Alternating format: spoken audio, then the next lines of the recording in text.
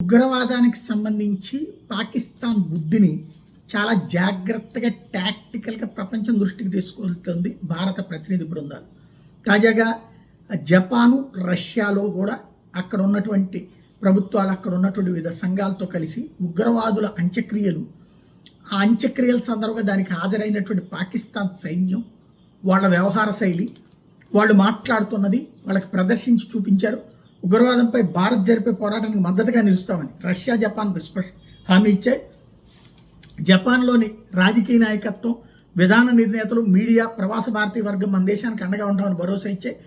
ప్రపంచ వేదికల మీద పాకిస్తాన్ వైఖరిని ఎండగట్టేందుకు, ఉగ్రవాదంపై పోరాటానికి అన్ని దేశాల మద్దతు సాధించేందుకు కేంద్ర ప్రభుత్వం ఏర్పాటు చేసిన అఖిలపక్ష బృందాలు జపాన్, రష్యా పర్యటనలు శనివారం ముగిశాయి.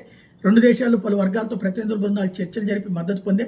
రష్యాకు వెళ్లిన బృందానికి డిఎంకే ఎంపీ కనిమొళి నాయకత్వం వస్తుండగా, జపాన్ వెళ్లిన బృందానికి జేడీయూ ఎంపీ సంజయ్ కుమార్ జా నేతృత్వం వహిస్తున్నారు.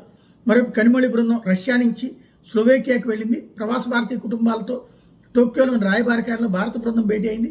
ఉగ్రవాదం పిచ్చి కుక్క లాంటిదని, దానికి పాకిస్తాన్ ప్రోత్సాహం అందిస్తోన్న తృణమూల్ కాంగ్రెస్ ఎంపీ అభిషేక్ బెనర్జీ సందర్భంగా విమర్శించారు.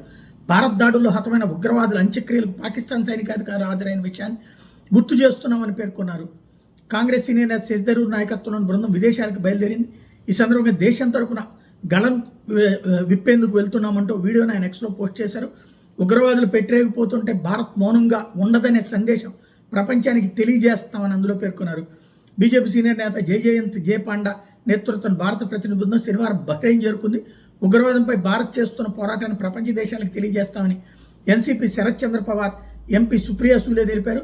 ఖతార్, దక్షిణాఫ్రికా, ఇథియోపియా, ఈజిప్టులకు వెళ్లే భారత బృందానికి నేతృత్వం వహిస్తున్న ఆమె శనివారం ఢిల్లీలో మీడియాతో మాట్లాడారు. ఈ బృందంలో తెలుగుదేశం పార్టీ ఎంపీ లావు శ్రీకృష్ణదేవరాయలు కూడా ఉన్నారు.